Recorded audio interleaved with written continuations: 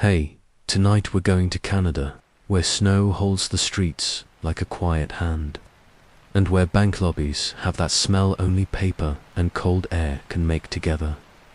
Imagine a corner branch with a plant that leans toward the window, pens on chains, a big clock that never lies.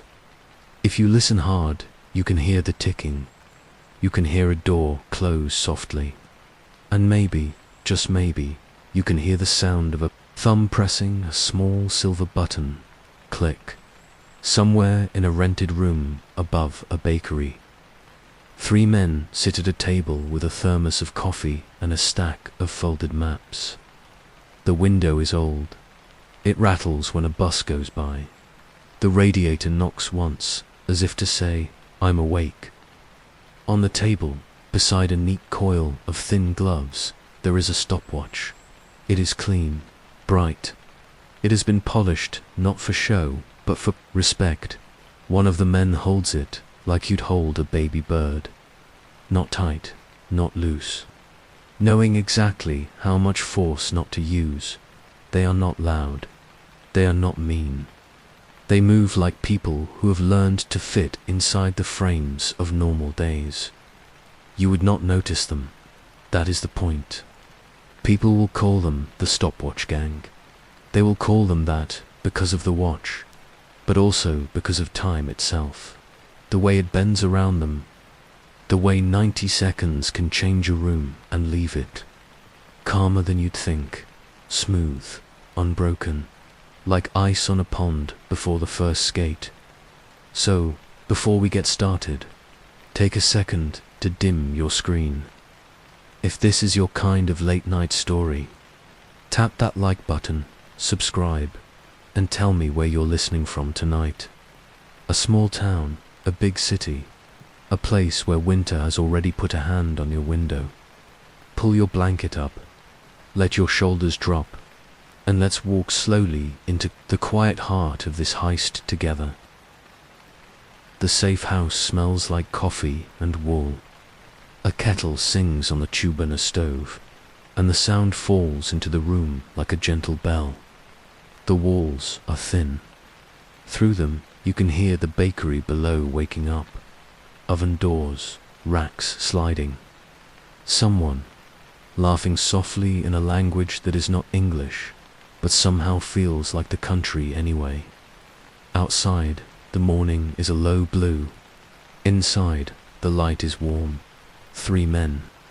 We'll use their names because names carry weight, and because these names have already been written on older walls. Patrick, Stephen, Lionel, Patrick Paddy.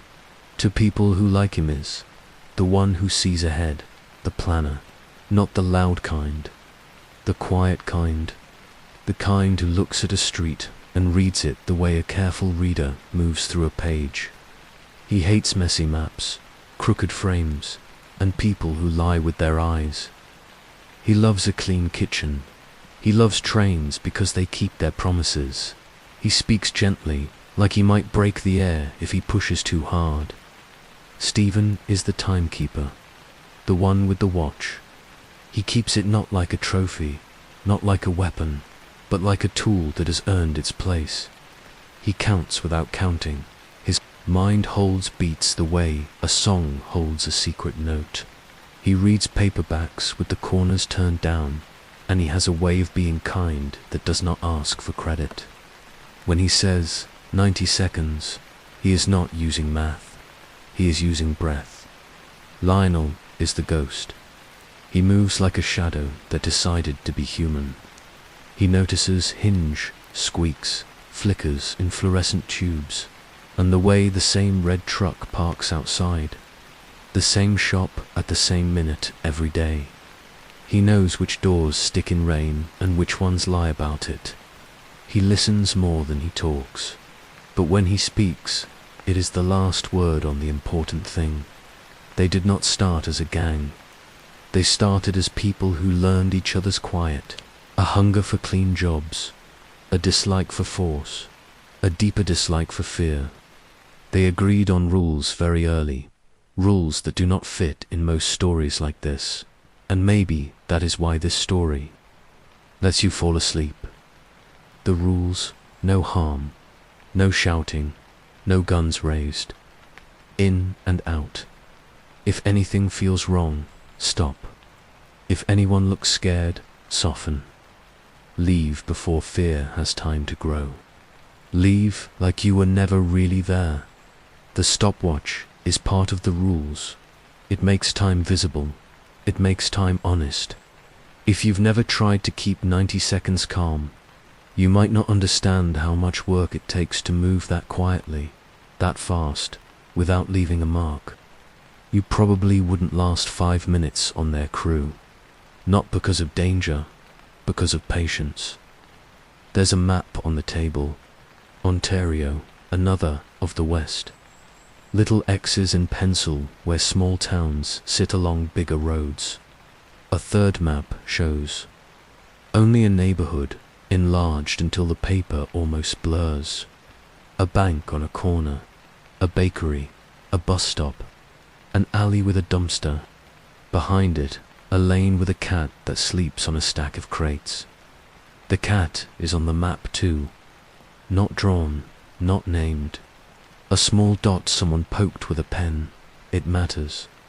In work like this, what doesn't matter is where the trouble starts. Patrick pours coffee, milk, 2 sugars. Stephen takes it black.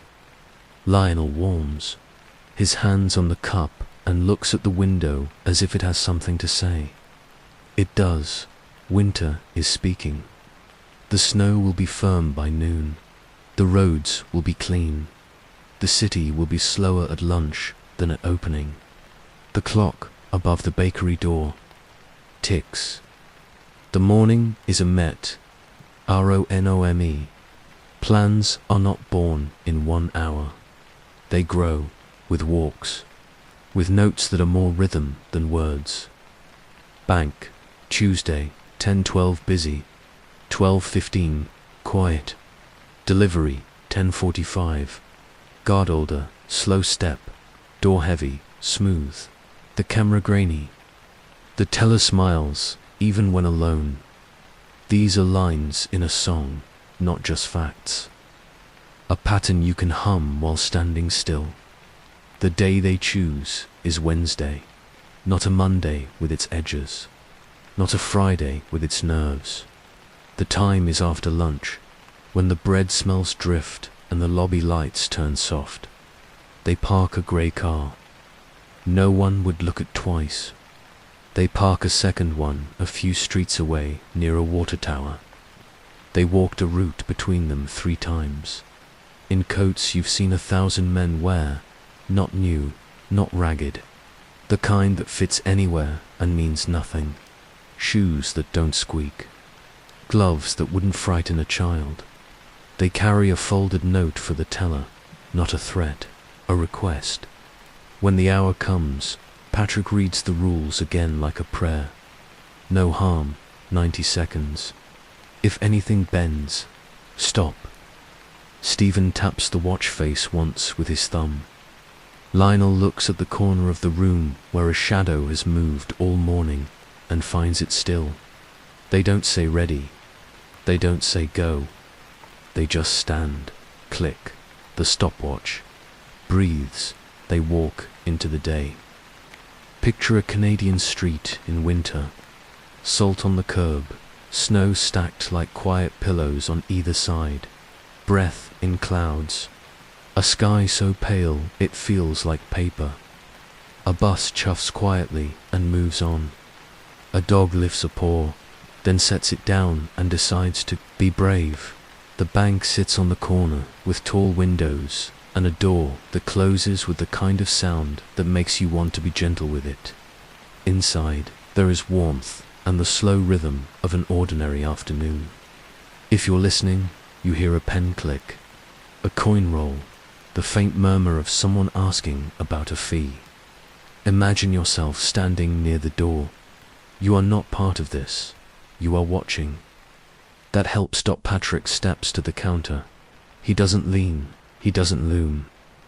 He places the note where the teller can see it without moving her head. He keeps his hands open, palms visible. He says, "Hello," the way you would say it to someone you hope to meet again in a better place. The teller reads. Her eyes lift. He nods once, slow. His face is calm in a way that settles some small part of her that just tried to run. Stephen presses the watch. He does not look at it. He already knows what it will say when he needs to know. He's counting other things, the squeak of the door, the footfall on tile, the heater's sigh when it turns itself off. Good, the heater still has another 2 minutes before it clicks again. He learned that sound this morning.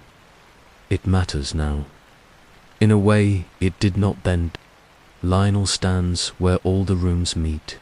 He can see the hall that leads to the manager's door. He can see the lobby. He can see the reflection in the tall window. He can see the old man in the hat counting coins at the far end of the counter and how his hands are steady. He can see a small crack in the tile where someone dropped something heavy last summer. He can see the way fear always looks for the loudest person in the room. There isn't one. He makes sure it stays that way. "Please," Patrick says to the teller. "It will be quick." The teller's hands move. Not fast, not shaking, just moving. A drawer opens. The simple logic of paper. Bundles in a small bag that looks like it came from a grocery store that cares about the environment. No dye packs, the note says. "Please do not reach for the alarm.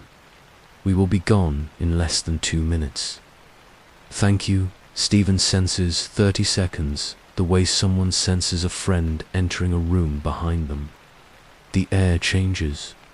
A small tilt. He glances once at the door. It stays closed. Good. He gives the soft signal they agreed on. A small clear at the throat that means we are moving through the song. The manager looks up from her glass office. Lionel meets her eyes. He shakes his head once, gentle. Not now, not a threat, a request, a kindness. She sets the phone down in a cradle like she's tucking it in. She looks at the plant on her desk and wonders when she last watered it. A young person in a green scarf steps in through the door and stops. Stephen turns to them and says, "It's all right," in a voice no louder than the sound of a page being turned. He gestures to a chair. They sit, they stare at their hands. Their breath slows. For years after, when someone says the word bank, they will think of that chair and the way it held them up. Stephen can always feel this moment. It is the bend in the river. It is where plans either snap or hold.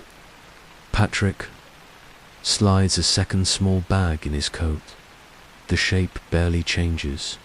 He says, "Thank you," because he means it. He turns to the teller, to his left. The teller already has her drawer open. She has made a decision.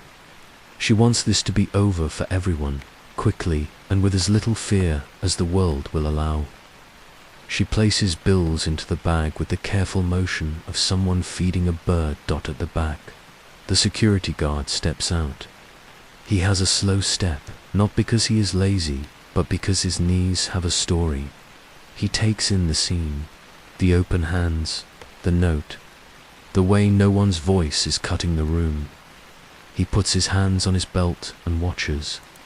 He decides to be a wall instead. Of a stone, he later tells this story to his wife, and she nods and says she is glad. They sleep well a minute. Stephen breathes in, out. He does not speed anyone up. Time is doing what it should.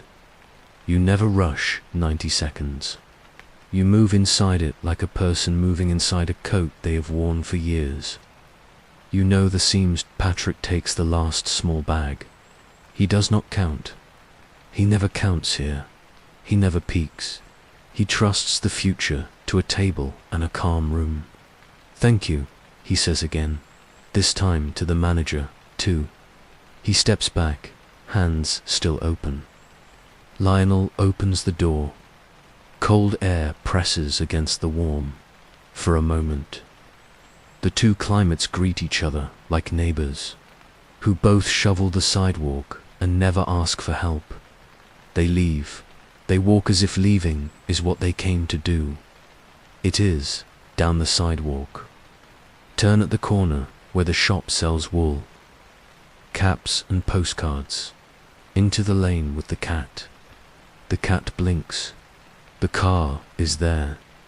Already warm, because Lionel has a trick where he makes machines like him. Doors open, doors close. The engine hums like a friend who agrees with you, even when you say nothing. 90 seconds and a little change. Stephen presses the watch. Click. It is the sound of a small truth spoken in a larger, louder world. They drive, not away, not toward. The escape is not an escape. It is a continuation of calm. The car blurs only as much as the rest of the day blurs. They stop at a sign. They wave another car ahead. They do not get noticed because there is nothing to notice. A winter day being itself. The smell of yeast rising in the bakery below their room. A train whistle that sounds like memory. That's all. They cross a small bridge. The river below is the color of steel, with white along the edges where the water holds its breath. Children in bright coats throw handfuls of snow at nothing in particular. A man in a toque pulls his scarf up over his mouth and looks both ways, not because cars are coming, but because he was raised to be careful.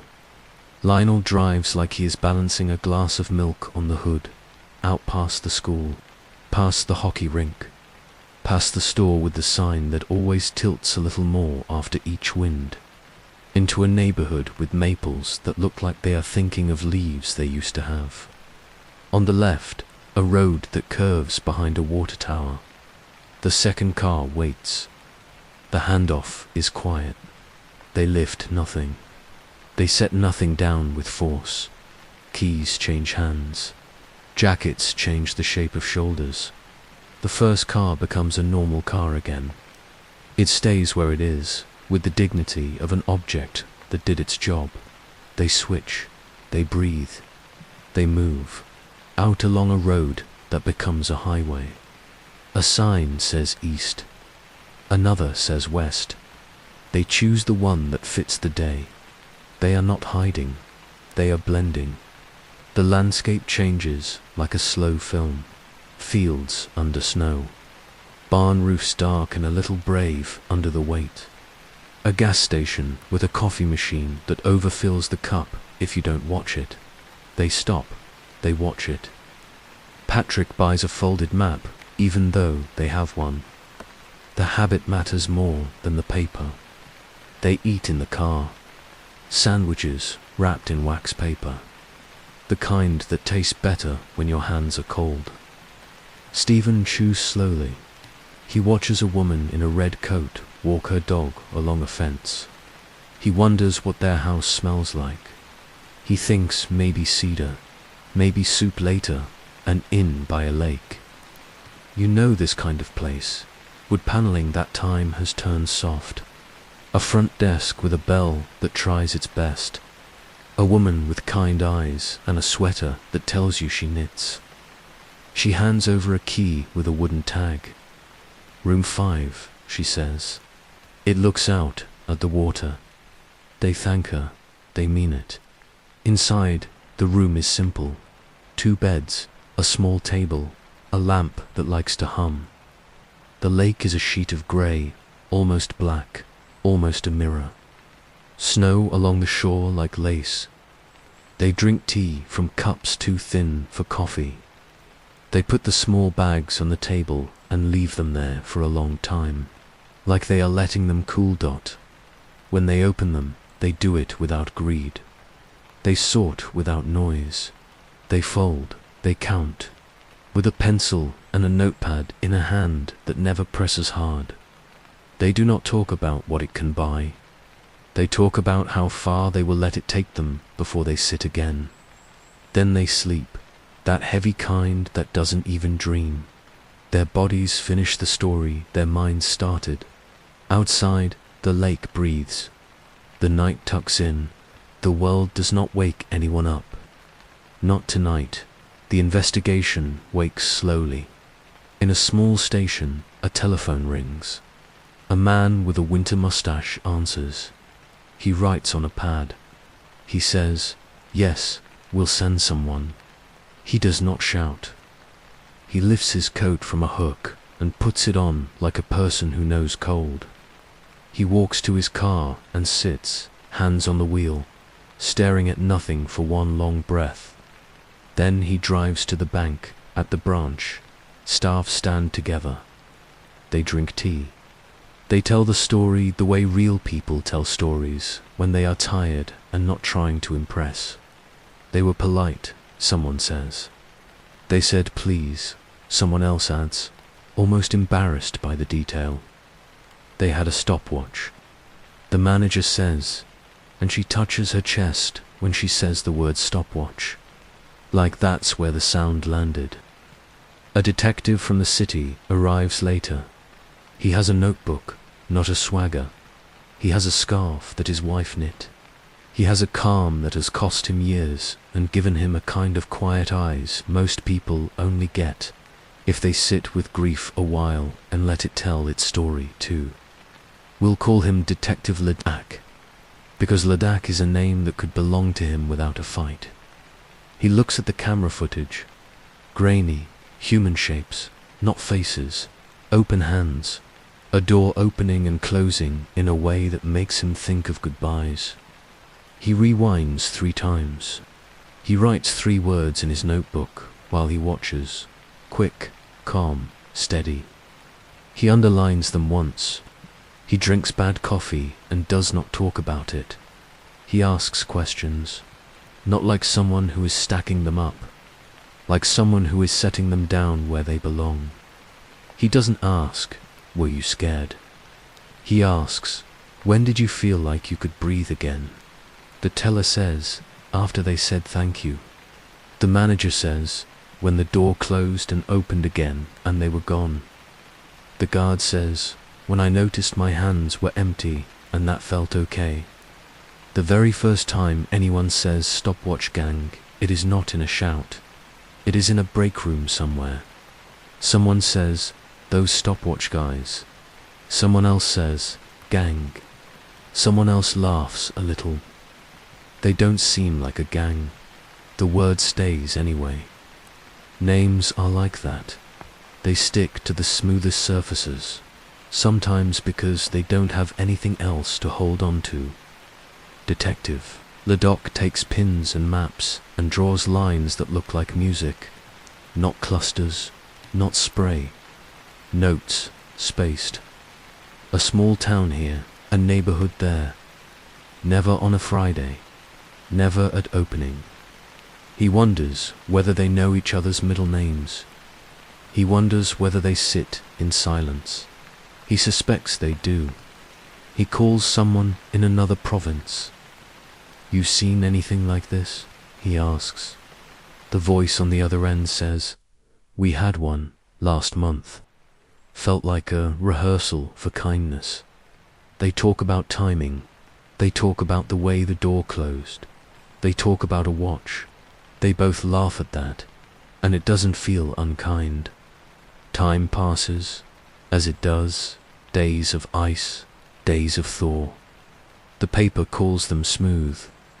A radio show plays a song and uses the heist as a joke between verses. At dinner tables, people say, "If someone like that came here, I think I'd hand it over." They say it with the relief of people who know they probably won't have to prove it. But not everything is soft. You can't take money from banks and have the world pat you on the head. There are memos. There are meetings. There are men in suits who have never been scared in a bank and so do not understand why some fear is special. There are new cameras installed, a little sharper. A little closer to seeing the smaller truths, Detective Ledak pins another dot. Another small branch, another 90 seconds, another door that behaved. He thinks about calling them polite. He refuses to, out loud. He chooses careful instead. Careful can be a plan. Polite is a mask. He does not know which one fits these men. He pretends for a while that it doesn't matter. It does. It is not one heist, it is many. Each one is quiet the way a snowfall is not one thing, but 1,000 soft pieces that decide to arrive together. A branch on a street near the river. A branch uptown where people wear coats like thin armor over office shirts. A branch in a place where the houses have porches, and the porches have chairs, and the chairs have coffee rings on the arms. The pattern holds. Not every time. Times change. Cameras learn. People talk. But the shape of it stays the same.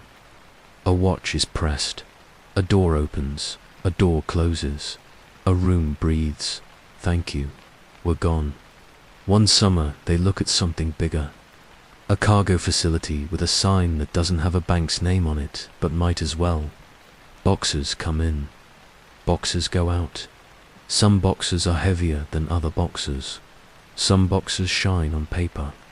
Most stories about this kind of job end with sirens and newspaper photos with the word hall in the caption. This one does not. Maybe they did it.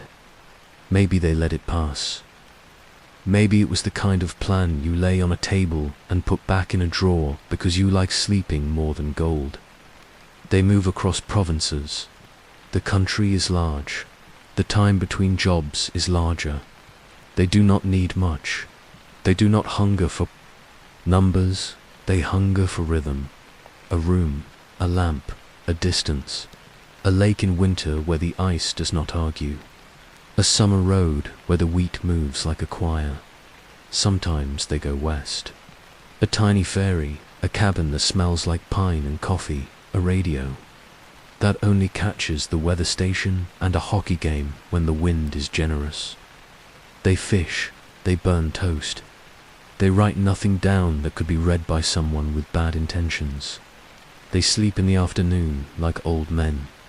They are not old, they are not young. They are men who remember how to wait. Patrick walks in forests and learns he can plan a path without anyone else on it. Stephen reads paperbacks that he buys at gas stations and leaves in motels for someone else to find. Lionel knots ropes with one hand and fixes a squeaky hinge for a woman who runs a diner and never asks his name. When they go back east, they do it slow. No lines, no flashing. The kind of slow that makes a month feel like a blanket. In the cities, people have started telling the stopwatch story like a campfire tale. It is not scary, it is not funny.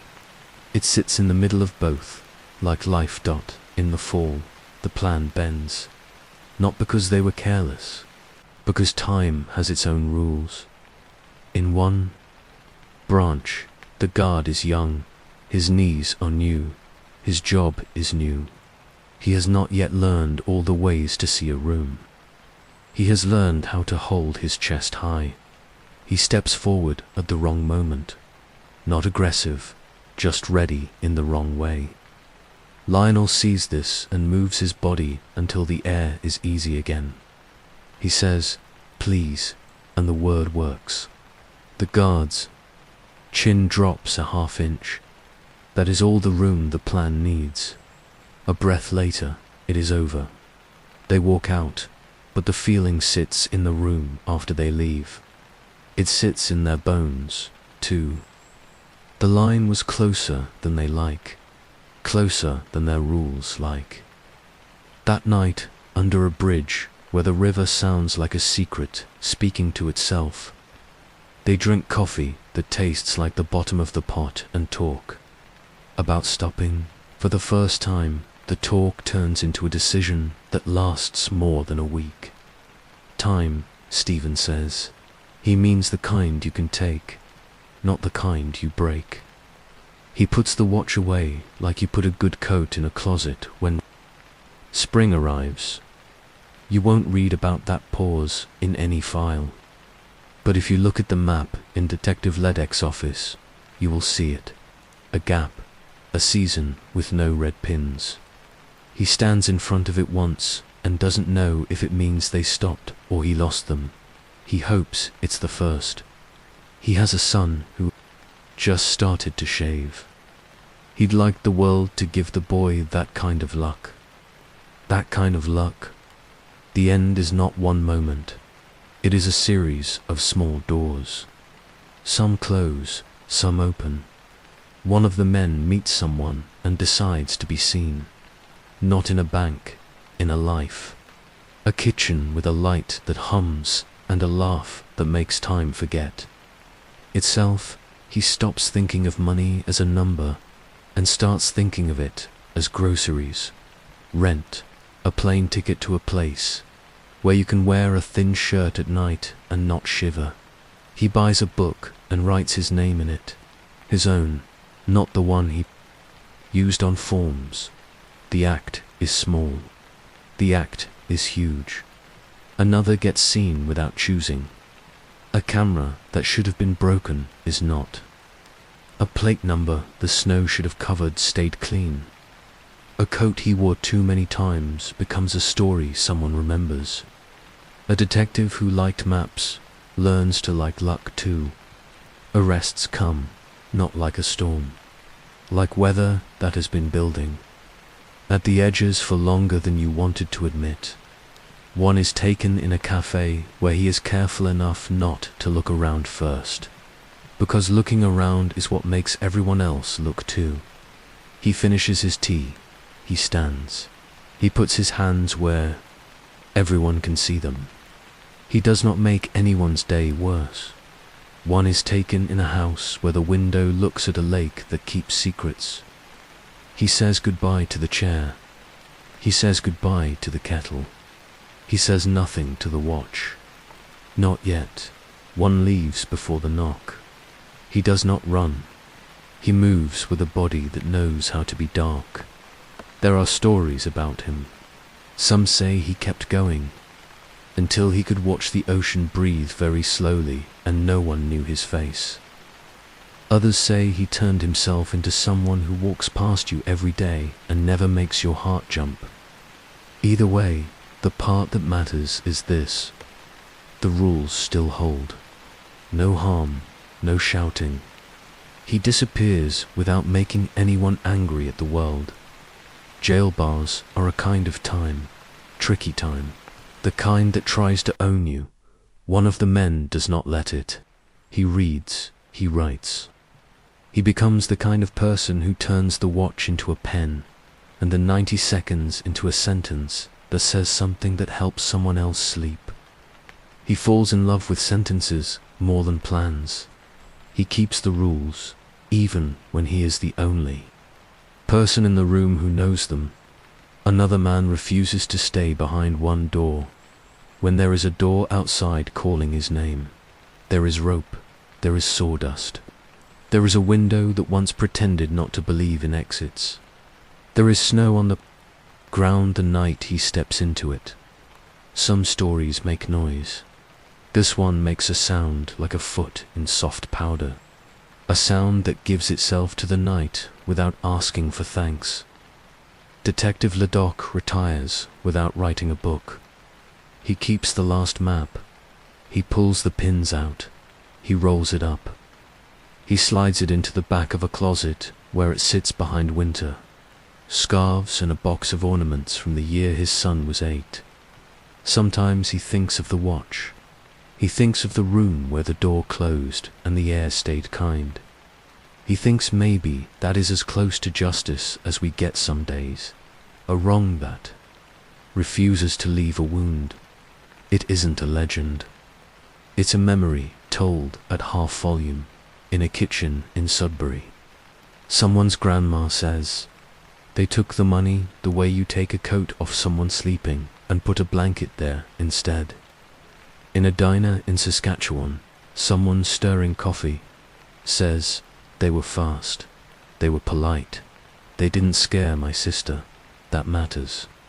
In a city apartment with a view of other windows, someone reads about them on a glowing screen and thinks, maybe the world is big enough for quiet wrongs and quiet kindness to sit together for a minute before one stands up and leaves. The banks change. The cameras get closer to truth. The pens are still on chains, but the chains are shorter. People use cards that talk to machines with a sound like a robotic kiss. Security drills happen on cloudy days. The guard's knees still hurt, but the guard is 40 and knows where to stand. The rules inside the rooms are different now. Not better, not worse, just different. Time has its way. What remains is this: the idea that you can move through the world in a way that does not spread fear, that you can be wrong and still be steady, that you can carry a watch and make the room calmer simply by being kind within. The exact second you have, maybe that matters more than any number written in any report. Maybe that is why this story is one you can fall asleep to. It doesn't ask you to run. It asks you to breathe. You might be wondering where the watch is now. Maybe in a drawer. Maybe in a box with other small things that meant big things. Once photos of lakes. A motel key with the room number worn smooth. A note that says milk, tea, rope, and makes sense to only one mind. Maybe it sits on a table somewhere near a window where winter breathes against the glass. And an older hand presses it sometimes when the house is so quiet you can hear your own heart click. I like to think it lives in a room with a plant that needs water every 3 days, a kettle with a dent, and a curtain that moves when the heat comes on. I like to think the man who keeps it sits in a chair in a sweater with elbows that tell you he's loved it for a decade, and that he watches the street and smiles at kids in puffy coats who pull each other on sleds. He does not sigh when the kettle takes its time. He does not hurry when he ties his shoes. He has learned that some days you win simply by not letting time make you cruel. As for the detective, he walks by a bank once a week on his way to buy bread. He looks inside. He sees a plant. He sees a clock. He sees a woman laughing with someone about a form. He does not think of the heists for long. He thinks of the way people are gentle with each other in lines. He goes home. He slices the bread. He eats a heel because he likes the chew. He pours a drink. He thinks, quick, calm, steady. He realizes he was not writing about them. He was writing about the way he wanted to be. If you stand in front of a small branch in a small town in Canada, after closing, you will see the lights dim and the reflections on the glass get stronger until you can look at yourself standing there. If you wait long enough, you will hear a truck, a dog, a door. If you stand very still, you will hear your own breath. Do that now. Breathe in, hold out, hold. Time is always happening, not to you, with you. Some endings are so quiet that you miss them the first few times you pass. A lamp turned off, a watch tucked into a drawer, a man deciding to wash the cup before it dries. That's what we have here. Not a chase, not a door kicked, not a headline that uses the word ring. We have a way of moving that says something soft. We have a way of ending that lets you sleep. Let your shoulders release. Let your jaw unlock. Feel the bed under you. Feel the way it holds without asking questions. The story is putting on its coat. It is looking for its keys. It is saying, thank you to the room. It is closing your door with the gentle click of a person who knows that the house is full of people who need stillness more than anything. Imagine a street in winter again. Snow, A pale sky, a branch with a plant, a clock, pens on chains, and a door that knows how to be kind. Imagine 3 men walking past that window, older now, not walking together, maybe not even in the same city, but moving at the same pace. Quick, calm, steady. Imagine the man with the watch holding it as if it were a small bird he is about to set free. He opens his hand, he lets it go. It does not fly, it rests. It doesn't need to measure anything tonight. Time will keep itself. You don't have to keep it. Close your eyes. Let the snow cover the noisy parts of your day. Let the clock be a sound that makes you feel safe. Let the words please and thank you be the last words you hear. Sleep well, dream softer. I'll see you in the next one.